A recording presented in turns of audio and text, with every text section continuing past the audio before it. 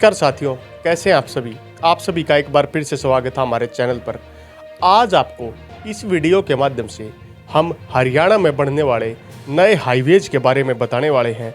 जिस प्रकार हरियाणा में बनाए जाएंगे 3 नेशनल हाईवे, केंद्र सरकार ने दी मंजूरी और कहां कहां पर होगा इनका निर्माण। तो इन 3 हाईवे में आज हम सबसे मुख्य हाईवे जो दिल्ली के अक्षरधाम से स्टार्ट होकर के हरियाणा के अम्बाड़ा तक जाएगा। वैसे तो आप लोग सोच रहे होंगे कि वर्तमान में जिसे NH1 कहा जाता है, GT रोड कहा जाता है, जो सोनीपत, पानीपत, करनाल से क्रॉस करता हुआ कुरुक्षेत्र के माध्यम से अम्बाड़ा और चंडीगढ़ तक जाता है, तो आप लोग सोच रहे होंगे कि एक हाईवे के होते हुए दूसरा हाईवे बनाने की ज़रूरत क्यों महसूस हुई। तो इस हाईवे पर ट्रैफिक दबाव इतना ज़्यादा है कि हर दिन यहाँ पर कोई ना कोई दुर्घटना होती है और भीड़ भाड़ को देखते हुए सरकार द्वारा यह फैसला लिया गया।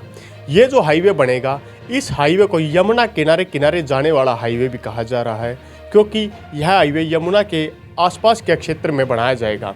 अब स्टार्टिंग करते हैं अपनी वीडियो की।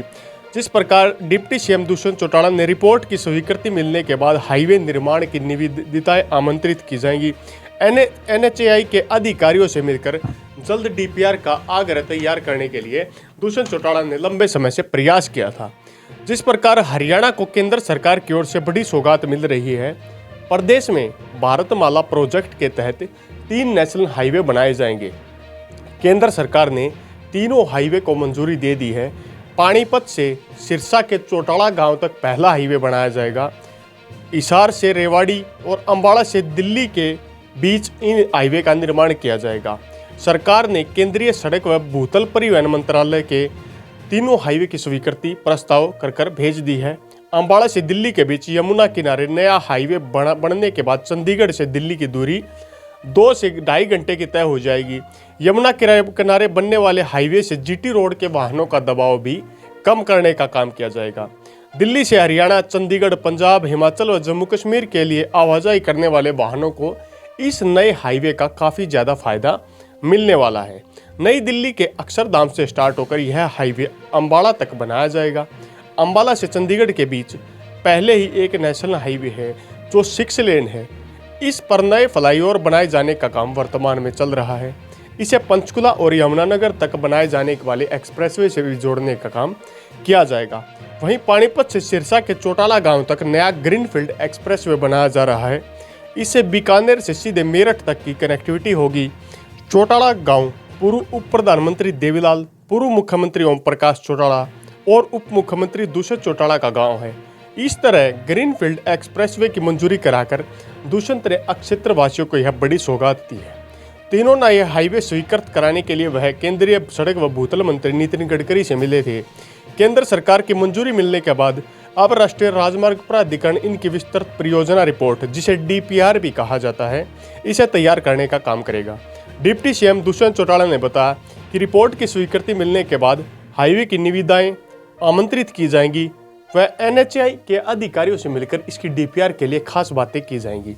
अब आप लोग सोच रहे होंगे कि वर्तमान में इस हाईवे का निर्माण कहां तक चला है। तो सबसे पहले आप लोग ध्यान दीजिए, पिछले दिनों हरियाणा के उप मुख्यमंत्री दुष्यंत चौटाला ने घोषणा की थी कि यमुना नदी के किनारे किनारे एक नया हाईवे बनाया जाएगा जो दिल्ली से चंडीगढ़ तक जाएगा। उसके बाद इस हाईवे के बारे में किसी ने कोई चर्चा नहीं की, लेकिन अब मात्र 2 से 3 दिन पहले की बात है, दुष्यंत चौटाला जी ने DPR तैयार करने के लिए केंद्र सरकार से आग्रह किया था और अधिकारियों से, NHAI के अधिकारियों से मीटिंग की थी। इसके बाद DPR की स्वीकृति केंद्र सरकार द्वारा मिल गई और अब इसकी DPR का काम काफ़ी जल्दी आरंभ होने वाला है। बात करते हैं इससे क्या क्या फ़ायदा होगा। यह जो हाईवे बनाया जाएगा, इस हाईवे की संभावना जताई जा रही है। इस हाईवे को 6 लेन का हाईवे बनाया जाएगा और यह यमुना किनारे किनारे अम्बाड़ा तक जाने का काम करेगा। अब GT रोड पर इसका दबाव कम होगा, इस पॉइंट की खास चर्चा हो, क्योंकि वर्तमान में अगर आप देखें GT रोड पर ट्रैफिक दबाव बहुत ज़्यादा है। इसको कम करने के लिए एक वैकल्पिक मार्ग के तौर पर दूसरा हाईवे बनाया जा रहा है। नंबर 3 पॉइंट की चर्चा करें तो चंडीगढ़ से दिल्ली में का सफ़र 2.5 घंटे का रह जाएगा। वर्तमान में बात करें तो रोड बहुत अच्छा है, NH1 बहुत अच्छा रोड बना हुआ है, लेकिन ट्रैफिक ज़्यादा होने के कारण यहाँ पर कई बार 5 से 6 घंटे या 7 से 8 घंटे भी लग जाते हैं चंडीगढ़ से दिल्ली आने में। लेकिन जब यह नया हाईवे बन जाएगा, इस हाईवे पर 2.5 घंटे में दिल्ली से चंडीगढ़ का सफ़र आसानी से तय किया जा सकेगा। नंबर 4 पॉइंट पर अगर बात करें किन किन राज्यों को इसका फ़ायदा होने वाला है, तो हरियाणा, आप लोगों को पता होगा, एक लाइफलाइन के रूप में NH1 नेशनल हाईवे संख्या 1 को जाना जाता है, क्योंकि यहाँ का अगर ट्रैफिक बाय चांस रुक भी जाता है तो पूरा उत्तर भारत एक तरीके से बाकी क्षेत्र या दिल्ली से कट जाता है। तो इस वैकल्पिक मार्ग को बनाने के बाद यह कनेक्टिविटी बेहद सरल हो जाएगी और हरियाणा के साथ साथ पंजाब, चंडीगढ़, हिमाचल प्रदेश और जम्मू कश्मीर के लोगों को इसका काफ़ी ज़्यादा फ़ायदा मिलेगा, क्योंकि ट्रैफिक जाम यहाँ पर लगता है उससे बचने के लिए और एक नया रोड होने के कारण यहाँ पर काफ़ी ज़्यादा फ़ायदा होने वाला है। नंबर 5 पॉइंट अगर बात करें इसके रूट की, ये जो नया हाईवे बनाया जाएगा यह दिल्ली का जो आपने अक्षरधाम मंदिर सुना होगा उसके क्षेत्र से स्टार्ट होगा और नई दिल्ली से स्टार्ट होकर यह सोनीपत जिले को क्रॉस करता हुआ पानीपत के बाद करनाल और करनाल के बाद ध्यान दीजिए आप कुरुक्षेत्र और यमुनानगर के मध्य से, मतलब ये जो हाईवे जाएगा यह यमुना नदी के किनारे किनारे जाएगा, इन डिस्ट्रिक्ट को क्रॉस करता हुआ ये शहर से दूर रहेगा और वर्तमान NH1 से उत्तर प्रदेश की साइड में इस हाईवे को बनाने का काम किया जाएगा। यह अक्षरधाम से स्टार्ट होकर सोनीपत में यमुना नदी के साइड से, मतलब इतनी नज़दीक भी नहीं रहेगा, पर यमुना नदी के किनारे किनारे इस हाईवे को बढ़ाया जाएगा। इसके बाद यह कुरुक्षेत्र व यमुनानगर के मध्य से क्रॉस करता हुआ अंबाला तक चला जाएगा। नंबर 8 पॉइंट जो इसकी संभावना जताई जा रही है, यह हाईवे 6 लेन का स्टार्टिंग में बनाया जाएगा, लेकिन इन फ्यूचर इसे और भी ज़्यादा चौड़ा करने के लिए बाकी जगह को एक्वायर करके रखा जाएगा।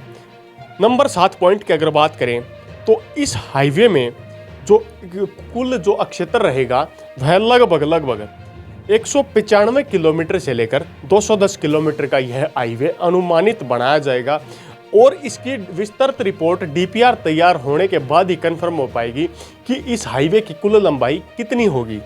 इसके बाद बात करें नंबर 10 जो 8 पॉइंट है, उत्तर प्रदेश को इसका काफ़ी ज़्यादा फ़ायदा मिलने वाला है, क्योंकि जब उत्तर प्रदेश से लोग NH1 का प्रयोग करने के लिए आते थे तो अब उन्हें ज़्यादा आगे नहीं आना पड़ेगा। वैकल्पिक मार्ग के तौर पर उन्हें जो हाईवे दिखाई देगा उस हाईवे का वह प्रयोग करके अपने गंतव्य स्थान तक आसानी से पहुंच सकते हैं।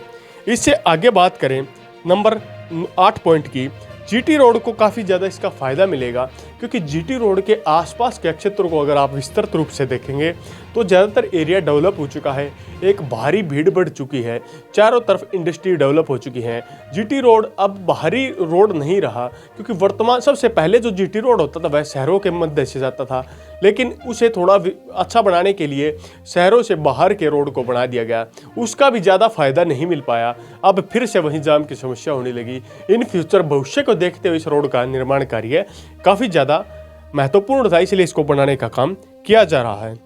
इससे आगे नंबर 9 पॉइंट पर बात करें तो नया औद्योगिक क्षेत्र डेवलप करने के लिए इस रोड को बनाया जा रहा है, क्योंकि वर्तमान का सोनीपत क्षेत्र डेवलप हो चुका है, पानीपत कुरुक्षेत्र तक ऐसा ही हाल है, लेकिन यमुना नदी जो है इसके साइड का क्षेत्र ज़्यादा डेवलप नहीं हो पाया था, इसलिए इस नए हाईवे के बनने के बाद वो पूरा एरिया भी काफ़ी जल्द डेवलप हो जाएगा।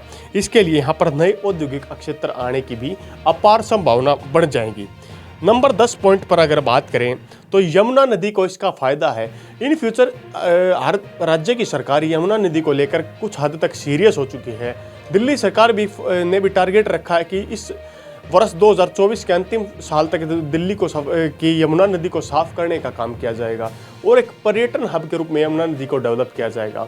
लेकिन यह देखने का विषय होगा, और साथ साथ यमुना नदी के आसपास में हाईवे बनने से यमुना नदी की सुंदरता को 4 चांद लग सकते हैं।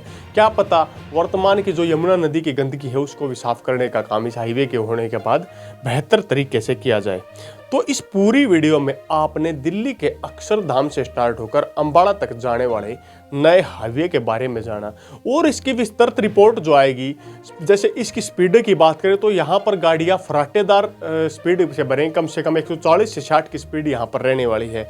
और इस हाईवे की उम्मीद जताई जा रही है स्ट्रीट लाइट, जो हाईवे पर स्ट्रीट लाइट होते हैं उनकी फैसिलिटी दी जाएगी, और साथ में इस हाईवे को कैमरे के साथ, जैसे वर्तमान में जो हाईवे हैं उनमें कैमरे लगे होते हैं, स्पीड कैमरा इत्यादि यहाँ पर लगाए जाएंगे ताकि नियमों का उल्लंघन न हो पाए। और संभावना यह जताई जा रही कि इस हाईवे के तैयार होने के बाद हरियाणा को एक नया औद्योगिक जगत मिलने वाला है, क्योंकि इस हाईवे के आसपास इंडस्ट्री एरिया काफ़ी तेज़ी से बढ़ने वाला है। तो आपने इस वीडियो के माध्यम से इस नए हाईवे के बारे में जाना जो यमुना नदी के किनारे किनारे बसाया जाएगा। अगर आपको ये वीडियो अच्छी लगी तो वीडियो को लाइक कीजिए। साथ में अगर आप कोई और भी इस वीडियो के बारे में जानना चाहिए या इस हाईवे के बारे में और डिटेल से जानना चाहते हैं तो डीपीआर के तैयार होने के बाद एक सेपरेट वीडियो और हम बनाकर आप लोगों को दिखाने का काम करेंगे। साथ में अगर आप चैनल पर नहीं तो चैनल को सब्सक्राइब करने का काम ज़रूर कीजिए ताकि हमारा भी हौसला बढ़ता रहे और हम भी आपके साथ में ऐसे ही काम करते रहें। इसी के साथ अगली वीडियो तक आप लोगों से विदा लेते हैं। तब तक के लिए जय हिंद, जय भारत।